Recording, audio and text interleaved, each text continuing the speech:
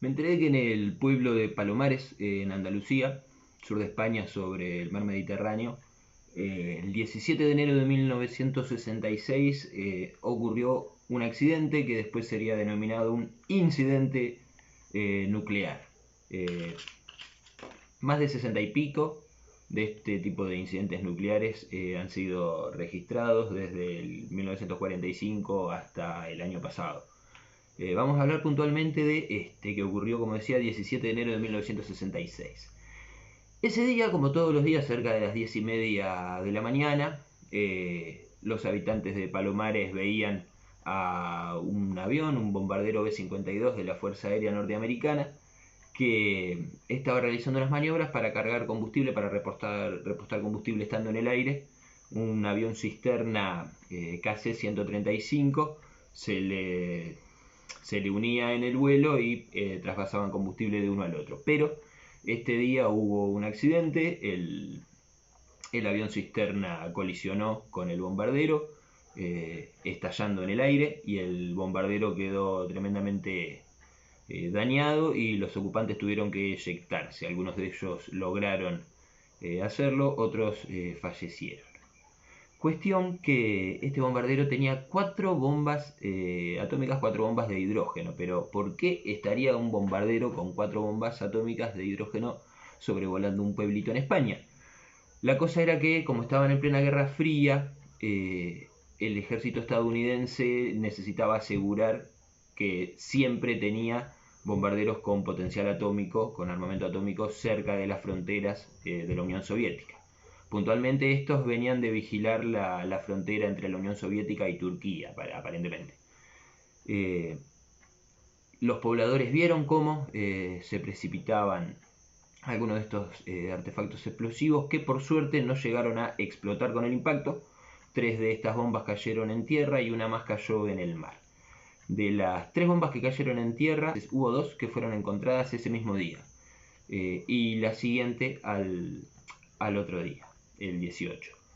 De estas 3 bombas, una de ellas había explotado parcialmente y había diseminado una gran cantidad de plutonio en el aire, ¿no? en forma de lo que se llama aerosol o spray, por una explosión parcial del detonador. No había llegado a explotar la cabeza nuclear propiamente dicha, pero sí su detonador había sufrido ciertos daños y se habían esparcido materiales radioactivos en el aire y en la tierra. Recordemos que cada una de estas 4 bombas tenía un potencial de aproximadamente 70-75 veces el potencial destructivo y letal de las bombas de Nagasaki y de Hiroshima. Tras el accidente, el gobierno estadounidense se movilizó de inmediato. Como decíamos, 2 de las bombas las encontraron el mismo día, otra de las bombas la encontraron al día siguiente, pero quedaba la bomba que había caído al mar. Para encontrar esa demoraron más de 2 meses. La fueron a recuperar recién el 2 de abril. La encontraron a 870 metros de profundidad, siendo que desde el primer día la habían estado buscando con una cantidad de buzos, submarinos, tecnología de radar muy avanzada, hasta que se hizo presente Paco, que vamos a buscar acá cómo era su nombre, el nombre de Paco, el de la bomba, su nombre, hasta que se hizo presente frente a las autoridades del ejército Francisco Simó Orts, un pescador de la zona, que desde entonces pasó a ser conocido como Paco, el de la bomba, que aparentemente estaba pescando en el mar el día que ocurrió el accidente y pudo ver cómo caía la bomba, dónde caía. Entonces les indicó una zona aproximada de búsqueda y gracias a eso lograron localizarla. Y posteriormente, bueno, localizarla y recuperarla, la extrajeron.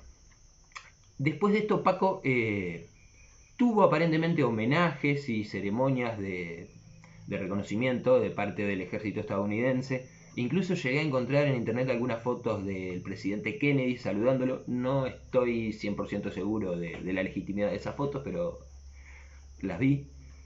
Y Paco le pidió dinero al gobierno estadounidense, a ver, algunos dólares, porque además Paco, como mucha otra gente de la zona, tuvo que dejar sus tierras, En toda esa zona ya no se pudo volver a plantar, en ese mar ya no se podía pescar con seguridad, ni el alimento, ni el pescado que sacaran de allí iba a poder ser consumido. Por lo tanto, económicamente, Paco, a pesar de haber sido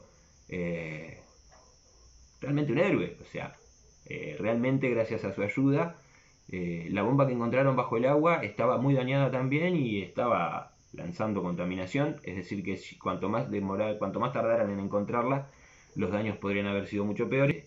Y sin embargo, Paco, mucha ceremonia, mucha felicitación, pero cero beneficio económico obtuvo de esto.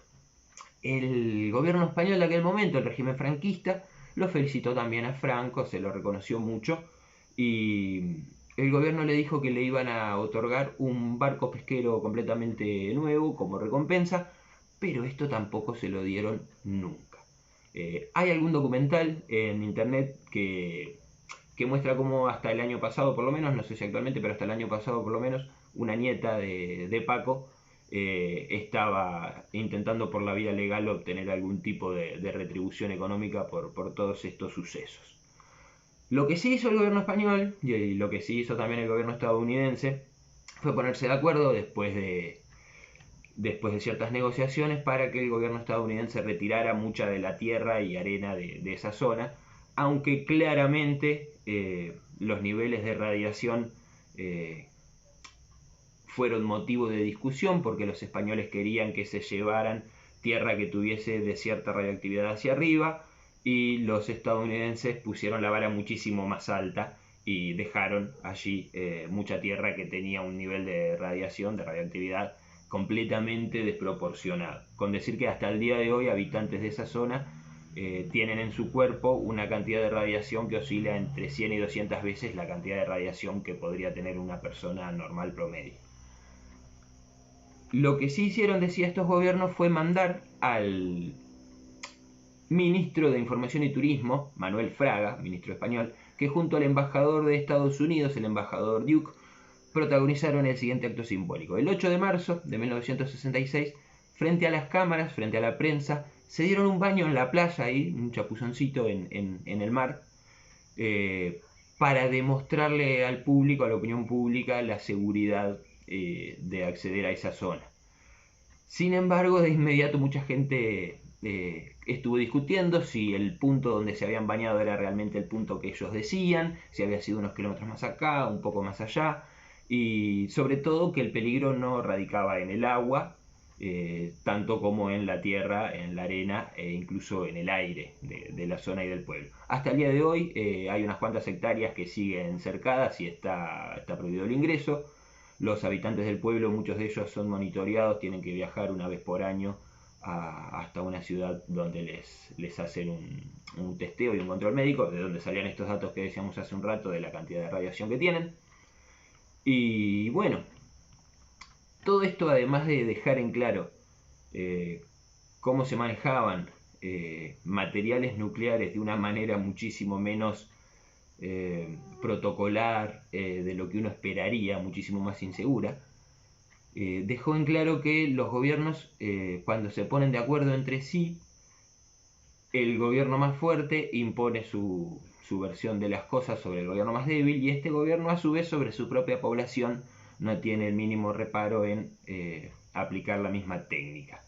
Aparentemente ningún resarcimiento económico para Paco ni para su familia, pero sí mucho espectáculo, mucho show, mucha cámara y filmación, y un ministro y un embajador dándose un chapuzón en la playa fueron suficientes para aplacar la opinión pública, hacer que este incidente haya quedado en el olvido con bastante facilidad, aunque hasta el día de hoy los peligros reales y toda la situación social que se generó en esa zona por la pérdida de empleos, porque la tierra se desvalorizó, porque se tuvo que limitar muchísimo la actividad agropecuaria y la actividad de la pesca, y por Estados Unidos y España bastante más tensas. España en ese momento no era miembro de la OTAN todavía, esto fue una de las cosas que complicó en su momento esas negociaciones. Y bueno, pensar en personas como Paco y su familia y cómo de buena voluntad ayudan a solucionar las embarradas, los problemas, las macanas que se mandan estas grandes instituciones como son los gobiernos y los ejércitos, y luego no obtienen nada a cambio.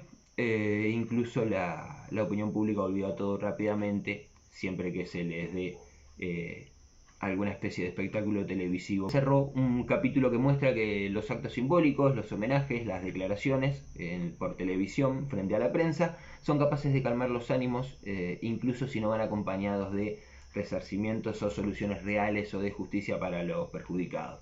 Pero bueno, entendamos el contexto, fue durante la Guerra Fría, fue durante el siglo XX, hoy en día estas cosas ya no pasan, ¿verdad?